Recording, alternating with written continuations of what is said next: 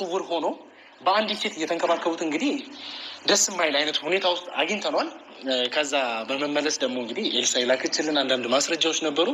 እነዛን ይዘን ብዙ ሰዎች አንተንም እንደሚጨርሳችሁ ታውቃለህ። እሷን ከሀገር ልታስመልጥ እንደሆነ ደርሼበታለሁ። ያለችበትን ቦታ ደግሞ የምታውቀው አንተ ብቻ ነህ። ሰማኝ። በድብቅ በጣም በተደጋጋሚ የምትገናኝ ከአንተ ጋር ይህንን ነገር ታውቋለህ። ትኬቱ እንዳላልቆላታል። በቃ ዛሬ ወደ 11 ሰዓት ላይ 10 ሰዓት ላይ እንድንገናኝ ከ10 እስከ 11 ሰዓት ባለው ሰዓት ላይ እንድንገናኝ ተነጋግረናል። ከዛን ከሀገር ልታስወጣት በቃ ከሀገር ትወጣለች። ኦልሬዲ ልጇ አረ መድኃኒት ልትወስድ ነው።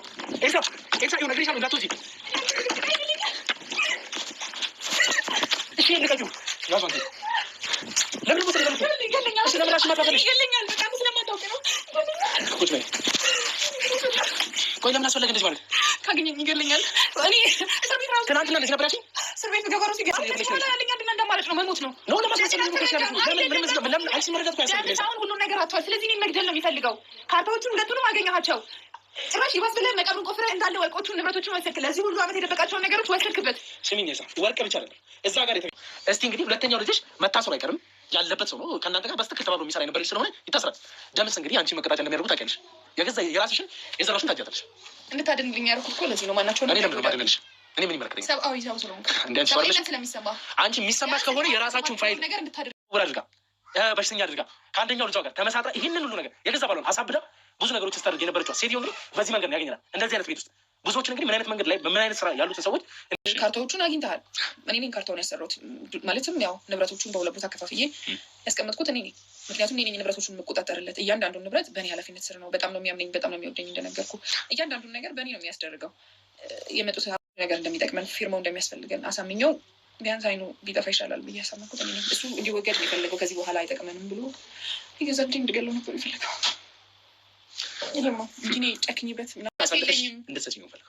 አንተ እንጃ ይጠቅምሃል ብዬ ያሰብኩትን ነገር ሁሉ አደርግልሃለሁ። እኔ በእርግጠኝነት ወይ ከሰዓት ወይ ነገ ወይ ከነገ ወዲያ መሞት አይቀርም። ስለማውቀው ነው።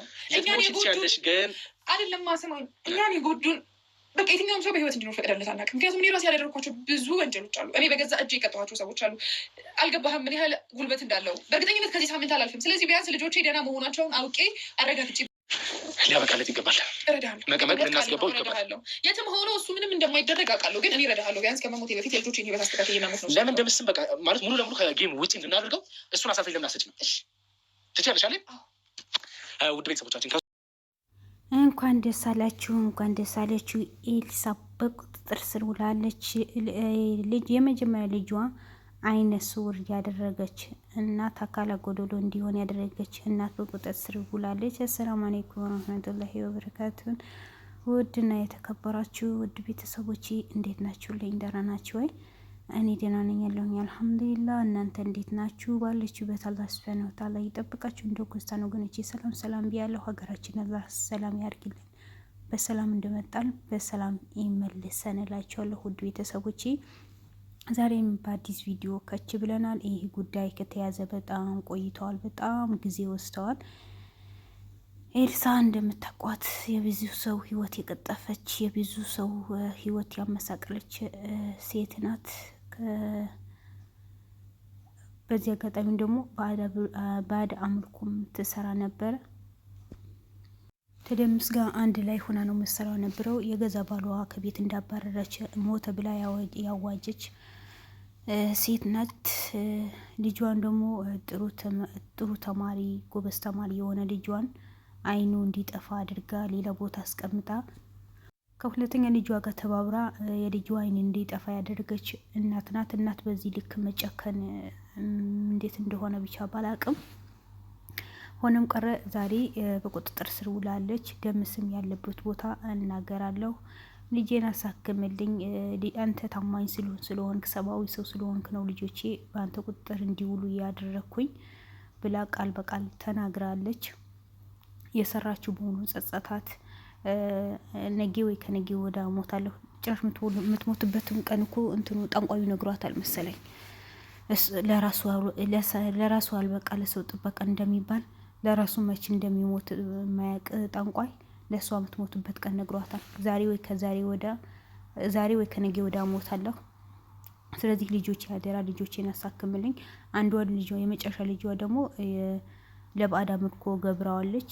ምንም አያውቅም። በቃ በሽተኛ ሆኖ ቤት ውስጥ ነው ቁጭ ያለው የተባለው። አንዷ ልጇ ደግሞ ከእሷ ጋር ተባብሮ ነው የሚሰሩት። ያው ባሏ እንዳያችው ከቤት እንዲወጣ ከቤት እንዲባረር ነው የተደረገው።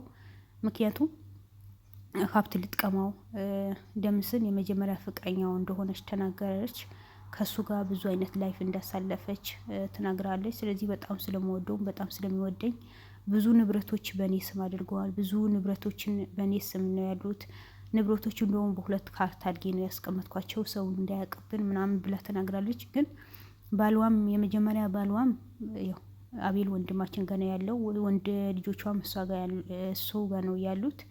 ግን አሁን ትላንት ያያችሁት አይነ ስውር ልጇን መታከም እንደሚችል እንደሚድንም ታውቋል። እስከ መጨረሻው እናየዋለን። ልጄ ይዳንልኝ እንጂ እኔ ሁሉ ነገር አደርጋለሁ፣ ብቻ ልጄን ይዳን። ምክንያቱም በዛ ሰዓት ደምስ ልጄ ሊወገድ ነው የሚፈልገው ነበረው፣ ሊሞት ነው የሚፈልገው ነበረው። ግን እኔ እናት ነኝ አልቻልኩም፣ ከሚሞት አይነ ስውር ሆኖ ይቀመጥ ነው ያልኩት። ምክንያቱም እሱ ከሞተ የባሌን ንብረት በሙሉ በሱ ስም ስለሆነ እሱ ግዴታ መፈረም ስለሚችል እሱ ካልፈረመ ያ ንብረት በእኛ ስም መዞር ስለማይቻል ነው ልጄን ሊሞት የፈለገው ነበረው ደምስ። ግን እኔ ልጄ አይሞትም ለብዙ ነገር ስለሚጠቅመን ብዬ አባብዬ ልጄ እንዲኖርልኝ ያደረግኩኝ። አውቄ ነው አይነ ስውር እንዲሆን ያደረግኩት። ስለዚህ አሁን ልጄን አሳክመዋለሁ፣ ደምስ ያለበት ቦታ እናገራለሁ ብላለች። ከሀገር ልትወጣ ትኬት ቆርጣ ሁሉ ነገር ጨርሳ ፓስፖርትም አውጥታ ፓስፖርት በሌላ ሰው ስም አውጥታ ልትሄድ በወሰነችበት ሰዓት ነው የተገኘችው። ተያዘች፣ እጅ ከፍንጅ ነው የተያዘችው። ከዛ አቤል ወንድማችን ሲደርስባትን ደግሞ ራሷ ልታጠፋ መድኃኒት ስትወስድ ነው የደረሰባት። በመጨረሻ ማዳናት። ምክንያቱም በእሷ ላይ ብዙ የሚፈልጋቸው መረጃዎች ማስረጃዎች ስላሉ ደምስ ያለበት እሷ ከእሷ ውጭ ማንም ያውቅ ሰው ስለሌለ፣ ምክንያቱም ሚስቱ ናት፣ ቅምጡ ስለሆነች በደንብ ነው የምታውቀው። ያ ሲላዳናት እንጂ እሷ በእሱ ላይ ብዙ በደል የሰራች፣ በወንድሙ ላይ በደል የሰራች፣ በእናቱ ላይ በደል የሰራች ሴት ነበረች። ሆኖም ቀረ ለልጆቿ ሲል ሁሉ ነገር ይቅር ብለዋት አሁን ልጆቿ ማሳከም ደምስ ያለበት ቦታ አሳልፋ ልሰጥ ተስማምታለች እላቸዋለሁ። እናት በዚህ ልክን መጨከን ገና ዛሬ ማፋለኝ ብላ ታወራለች። ለልጆቼ ብዬ ነው የልጆቼ ብዬ ነው ረክሽ ለልጆችሽ ብትይ እኮ በዚህ ልክ አጨኪም ነበር። የፈለገ ነገር ደምስ ቢገልሽ እኮ ልጅሽን አሳልፈሽ አሰጭም ነበር። ያ የመሰለ ልጅ ብዙ እውቀት ያለው ልጅን አይነ ስውር አድርገሽ አስቀምጠሽዋል። ለዛውን ቤትሽ ብታስቀምጪው እሺ፣ ግን አይነህ ላፈር ብለሽ ሌላ ቦታ አስቀምጠሽ በሰራተኛ እንዲያድግ ነው እንዲኖር ነው ያደረግሽው። እናት ያለችው እናት እንደሌለው፣ አባት ያለው አባት እንደሌለው አድርገሽዋል። መቼም ቢሆን እኮ የሚቆጭሽ ነገር ነው ያደረግሽው። ግን አንቺ ዛሬ ወይ ነገ ነው ሞተው ደምስ ይገለኛል። ቢገልሽም እኮ ጥፋትሽ እኮ ነው። በሰራሽው ጥፋት መቀጣት አለብሽ። እናት በዚህ ልክ በልጇ ላይ ትጨክናለች። እናት አይኗ ያየ ልጇን አይነ ስውር እንዲሆን ታደርጋለች።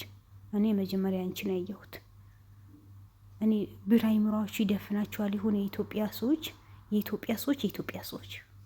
እኛ ኢትዮጵያ ነው እናንተ ኢትዮጵያ ነው ያደላችሁ ማለት እንችላለን። ኢትዮጵያዊ ነኝ፣ ግን በዚህ ልክ ጭካኔ ያስጠላል። የወለደች እናት ለብር ብላ ለቅምጧ ብላ ወይ ሁለተኛ ፍቅረኛዋ ብላ ባሏ አባረራ። ባሏ እንደሞታ ውጃ ሳይሞት ከቤት አባረዋ ሀብቱ ቀምታ አልፎ ተርፎ ደግሞ የእሱ ንብረት በሷ ስም ልታዞር ስትል የመጀመሪያ ልጇ አይነ ስውር ያደረገች ጀርመን ሀገር ሂዶ ተምሮ በትምህርቱ ውጤታማ የሆነ በዚህ ልክ እናት ትጨክናለች እንዴ? በእርግጥ ብዙ ጥሩ እናቶች አሉ አውቃለሁ። በዛ ልክ ደግሞ መጥፎ እናቶች አሉ። አሁን የእሷ አይነት ምርጥ እናቶች እኮ ናቸው በእሷ ስም እናት ተብሎ የሚጠሩት ነው። እሱን እኮ የሚያሳዝነኝ እኔ አፈርደቼ በልተው ልጃቸው የሚያሳድጉ ልጆቻቸው የሚንከባከቡ እናቶች አሉ። ግን እነዛን እናቶች ደግሞ በቺ በሆነች ባረመኔ ምን ሰውን ማያሳዝናት የገዛ ልጇ ማትራራ እናት ጋር እናት ተብሎ ይጠራሉ። እንግዲህ ምንም ማድረግ አይችልም። የእጅሽን ያገኘሽው በሰው ህይወት ስትጫወቺ እስካሁን የሰው ህይወት ስትቀሚ በእኔ እጅ ላይ ብዙ ሰዎችን አለፉ። የብዙ ሰዎችን ህይወት አልፈዋል ብለሻል። ያ ቅጣትሽ በሆን ታገኘዋለሽ። አሁን ቢጸጸትሽ ምንም ማድረግ አትችም። አንድ በደል ሰው ይሰራል የሆነ ጊዜ ግን ይወጣለታል። እውነቱ ሲወጣ ጊዜ ታፍራላችሁ፣ የእጃችሁ ታገኛላችሁ። እኔ ከሁሉም ያሳዘነኝ ልጅሽ ነው። ስንት ዳር አፍርሰሻል፣ ስንት ዳር በትነሻል። የስንት ሰው ንብረት ነው የቀማሹ? መቼም ማትረሹ ጸጸት ውስጥ ነው የምትገቢ እኮ። ህሊናሽን ይወቅስሻል። ምክንያቱም አሁን እጅሽ ላይ ብር ሳይኖር ሲቀር ጸጸት ውስጥ ነው የምትገቢ። የአይምሮሽን አሁን ነው ማሰብ ቢጀምረው። መጀመሪያማ በሰው ንብረት እንደፈለግሽ በባዕዳ መልኩ የጨፈርሽ ነበር። ግን እንደ ከነገ ወዳ ወይ ነገ ወይ ከነገ ወዳ ዛሬ እንሞታለሁ ሁሉ ለምን ድብናት? መብትሽ ነው። ምክንያቱም ሁሉ ነገር በፍላጎትሽ ያደረግሽው ነገር ነው። ግን አንቺ መሞት ሳይሆን በዱንያ ቁጭ ብለሽ መሰቃየት አለብሽ። ሰዎች እንዳሰቃየሻቸው ልጅሽን እንዳሰቃየሹ መሰቃየት አለብሽ። ሰው የምታሰቃዩ ሰዎች መሞት ሳይሆን ሰው ያያችሁ መሰቃየት ነው። እሱ ነው የእናንተ ውርደታችሁ። ገና ከሞታችሁ በኋላ ከፈጣሪን ዘንድ ቅጣት እንድታገኙ። እዚህ ላይ ደግሞ የሰውን መሳቂያ መሆን አለባችሁ። መላቂያ መሳቂያ መሆን አለባችሁ እናንተ። በዚህ ልክ ሰውን የምታዋርዱ፣ በዚህ ልክ ሰውን ቀን አድርጎ እንዳይሄድ የምታረጉ፣ የሰውን ንብረት የምትቀሙ አረመኔዎች። አንቺም ሆነ ባልሽም ይህ ቅምጥ ያስቀመጥሽው ባልሽን የእጃችሁ ማግኘት አለባችሁ። እንዴ በዚህ ጉዳይ ላይ እኮ ነበልባል ወንድማችን እኮ በጣም ደክሟል። ይሄ ነገር የተያዘ እኮ በጣም ቆየ። ውድ ቤተሰቦች በጣም ማለት ነው። ግን እነ ስራይና ዘላለም ውጤታማ እንደሆኑ እሱም ውጤታም እንዲሆን ኢንሻአላህ ተስፋ አደርጋለሁ። አልጠራጠርም። ውጤታማ የምትሆንበት ጊዜ ቅርብ ያድርግልህ። የእናትህን ልጅ አግኝተህ የእናትህን ልጅን ደግሞ ያሰቃዩ ሰዎች፣ እናትህን አግተው ያሰቃዩ ሰዎች ናቸው። ቅጣታቸው አግኝተው ደስተኛ የምትሆንበት ጊዜ፣ የልፋትህ ውጤት የምታገኝበት ጊዜ ፈጣሪ ቅርብ ያድርግልህ ነው የምለው። የኛ ጀግና በርታ፣ አበረታቱት። ሰብስክራይብ ያላደረጋችሁ ሰብስክራይብ አድርጉትና 100K መግባት አለ በተላችኋለሁ። ወሰላሙ አለይኩም ወራህመቱላሂ ወበረካቱ። ቪዲዮን ከወደዳችሁ ሼር አድርጉልኝ።